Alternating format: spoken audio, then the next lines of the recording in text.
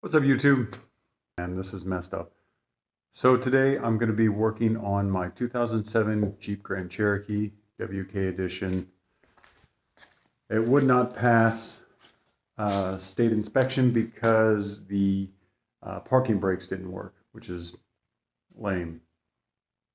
So I asked them how much it would cost. They said $1,400. And with a little bit of help from YouTube videos, I was able to find some of the things I needed to do, but I couldn't figure it all out based on that. So I figured, hey, if I can't find it, maybe it might be hard for other people to do it as well. So I figured I'd make a tutorial. Um, Hopefully this will help, and hopefully it's good information. If not, fuck off, because I'm trying to help you out. But seriously, I want this to be helpful. I don't think I've ever worked on parking brakes before, mainly because they're a huge pain in the ass. So let's see how this goes. So the first thing I would do is take off the brake fluid reservoir cap, just so when you compress the brake calipers it allows the fluid pressure to go up, and put the paper towel around it just in case anything overflows. Now I already jacked up the car and took the wheels off, which was kind of a bad idea because you can see now it spins freely. What we're going to be doing is replacing the parking brake cable that's on the back of the rear uh, backing plate on each side.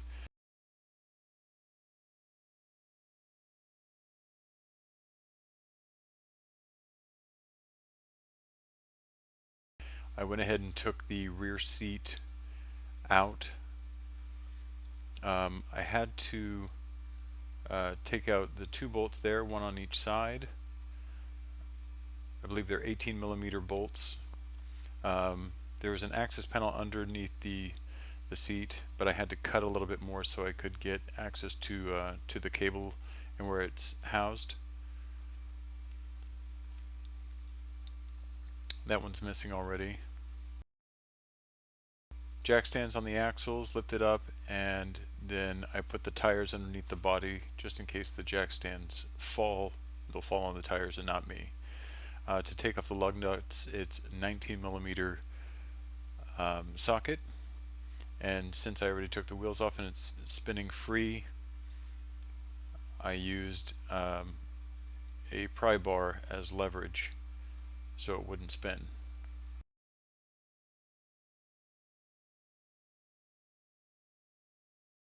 And just take all the lug nuts out. These are spacers I have over my rotors, so I had to get these off before I could get to my rotors.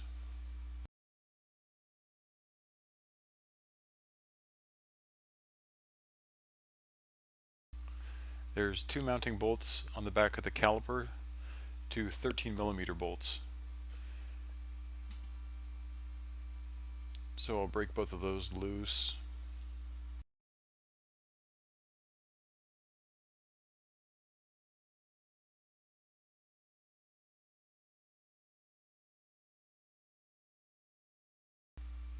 Pack them both out completely to get the caliper off, and then use a pry bar on the top to break it loose.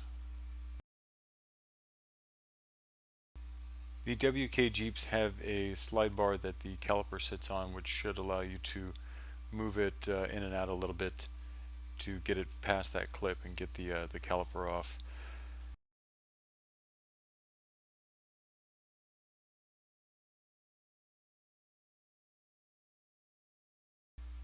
The rear brake rotor had a very thin tolerance where the parking brake pad meets it, so they needed to be replaced. Um, as we get into the parking brake assembly, um, the easiest way I found uh, was to remove this larger spring right here. Now, when I got my car back from the shop, they had taken apart the parking brake assembly's actuator that actually hooks into the cable, and so I can adjust or engage the parking brakes or release it. Um, Just take note when you're looking at your brakes how it's all put together. Uh, Parking brakes are very particular about how they're set up. So smallest spring is on the back side with the adjuster there on the back of the driver's side. This being the driver's side.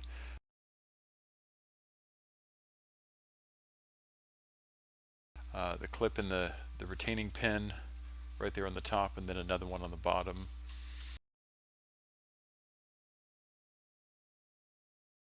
So with either a screwdriver or a pair of needle nose or both, you get that small spring off. And just do the same thing to the front one. These pins can be a bit tricky, but using a flathead screwdriver, if you can push down on the clamp and push the pin from the smaller part to the larger opening, then you should be able to get the clip right off of there.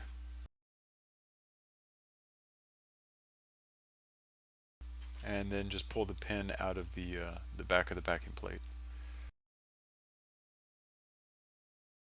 Make sure you have a wire brush handy to clean off any additional rust or dirt that could be on the backing plate.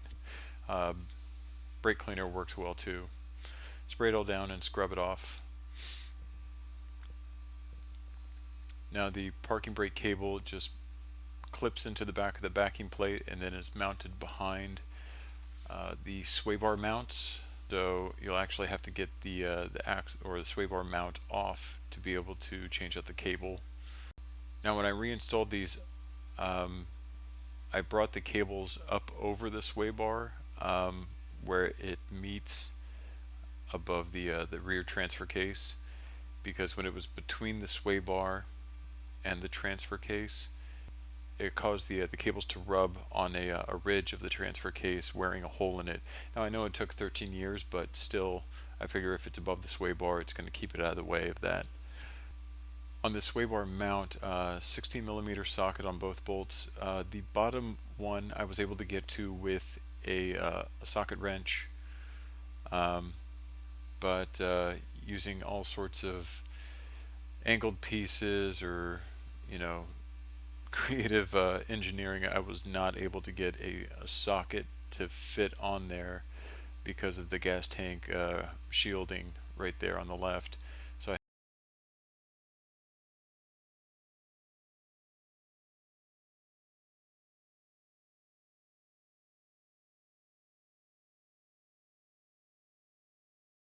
had to go pick up a long handle 16 millimeter wrench. So big shout out to Napa for actually having the parts on hand even during a coronavirus quarantine.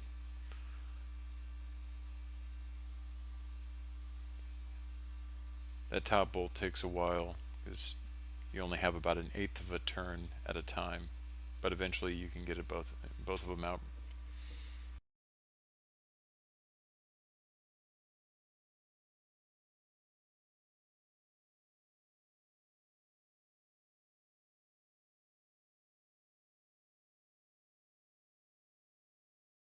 Using a flathead screwdriver, I just pop the plastic tabs or retaining clips out of the mounting hole.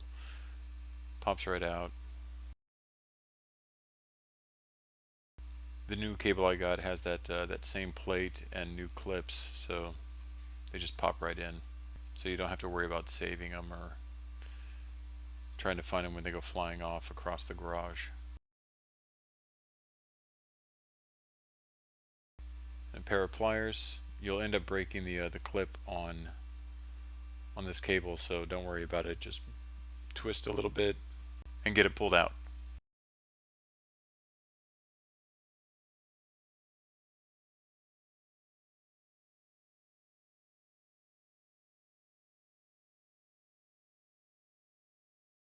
Just line up the holes in the plate with the holes of the sway bar mount, and the plastic retaining clips pop back into the original holes, so you're not trying to fight with it while you're lining it up.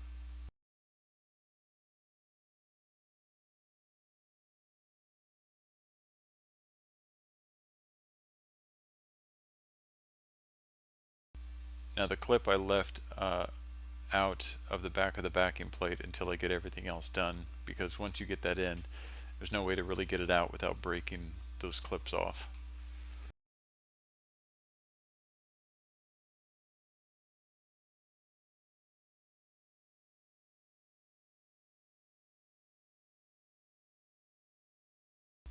And then slowly get it put back in.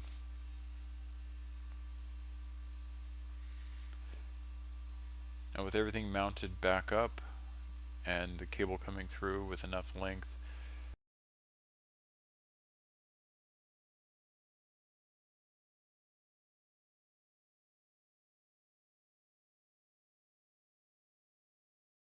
you just push that clip into the back of the plate, and the cable will just click right in place. And the cable sitting right there in that little opening. And this is the parking brake assembly, or parking brake actuator or caliper. I can't remember exactly what they called it. But the hook on it will hook onto the end of the cable and just kind of sit inside of that, the body of it. And once you get it in place, I recommend doing the top parking brake shoe first, and then set the bottom parking brake shoe on and hook the spring onto one of them, feed it up behind that caliper, and hook it onto the other one just like that.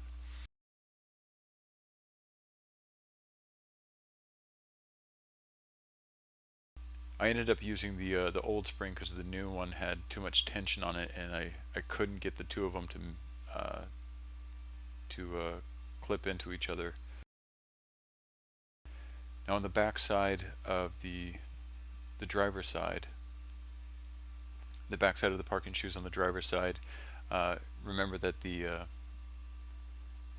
adjuster has to face down, um, just so you have access to it in um, through the back of the inspection hole in the backing plate.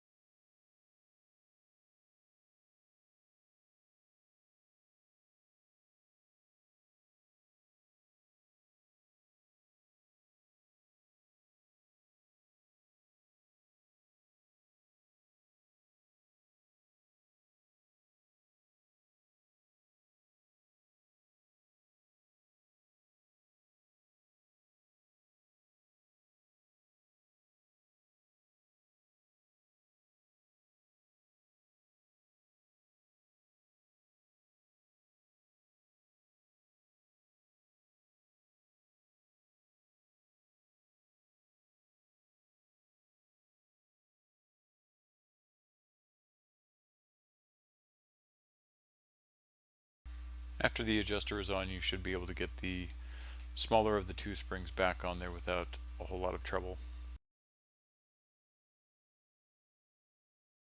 So just a quick inspection, make sure it's on there all the way. Put the top and bottom holes, actuators in place.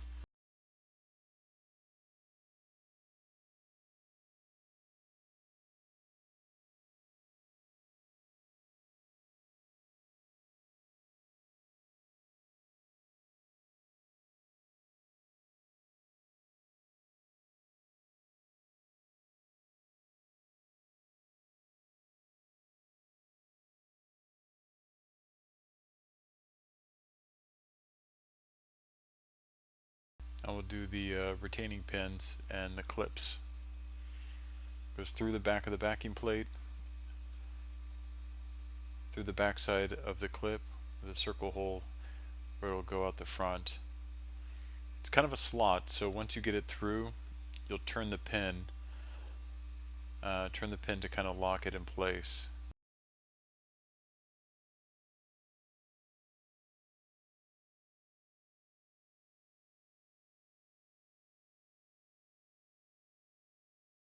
I recommend getting a pair of needle nose and just giving the clip a few bends or little pinches. They are pretty stiff when you first get them, so it gives them a little bit more flex when you're trying to adjust it and get it onto the pin.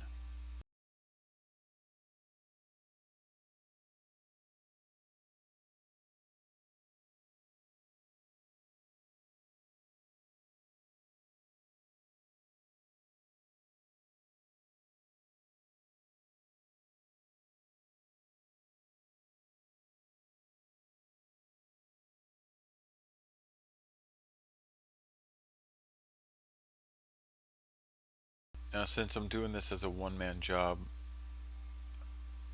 I need to figure out a way to adjust the parking brake on here with just me. So I put the rotor on, I adjusted the adjustment cog through the engine hole with a flathead screwdriver. You can see the sprockets there on the adjuster.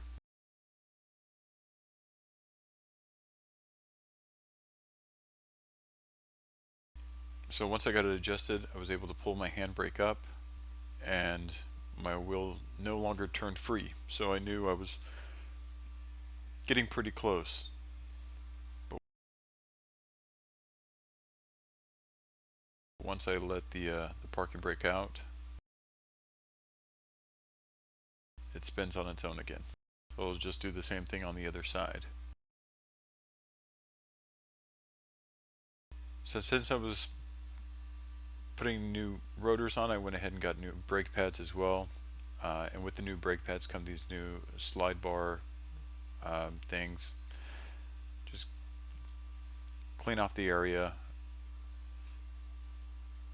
I think I even sprayed it down with some brake cleaner just to get some extra dust off, and then put some white lithium grease on there just to help get it on there as easy as possible. Now these new things have these little indentations on them, so it doesn't slide right off the bar. Once you get it pinched on there, it should pretty well stay in place. Not too much worry about that. So I just slide it all the way back and then pull it forward till it hits that indentation, and then small hammer or ball peen hammer to tap it into place.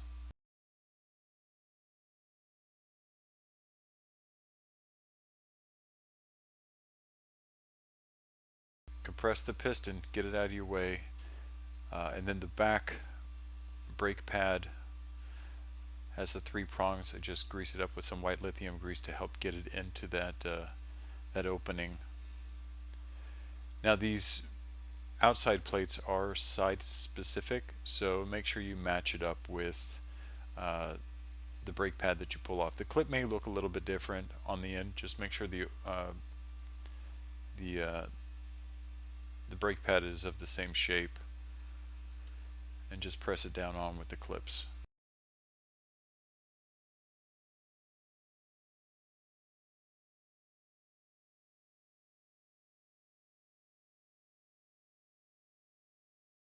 I found it easiest to put the bottom end on first, since it has little catch feet that sit right on the bar. Make sure your rubber boots and your sleeves are out of the way when you're trying to push it onto the rotor, so it doesn't hit the mounting points for the caliper on the back. Once you get it fully on there, that clip will be locked into place as well. And then grab your 13mm bolts and put it back through the sleeve and the boot. Tighten it up with a 13mm socket.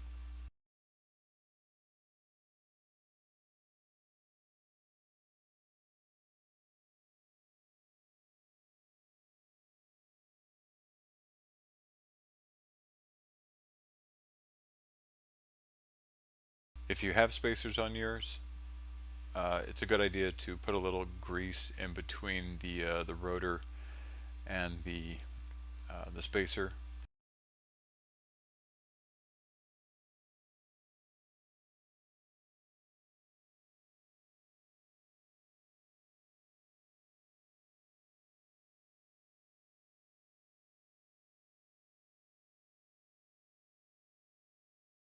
always remember to put your lug nuts on by skipping a hole. This will help keep it balanced, and otherwise your wheel won't sit like as it should on the rotor.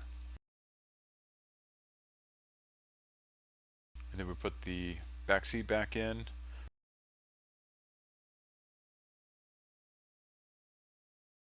I'll put the 18mm bolts back in, and there we have it. It took me one adjustment, parking brake adjusters, because sure, I couldn't turn it by hand, but you put the force of a car behind it, moving down a slight incline, it was still moving, so I pulled it back in the garage, messed with the adjusters a little bit, and we were good to go. If you have any questions, feel free to leave it below the video, and I'll try to get back to you as soon as I can. Good luck, guys.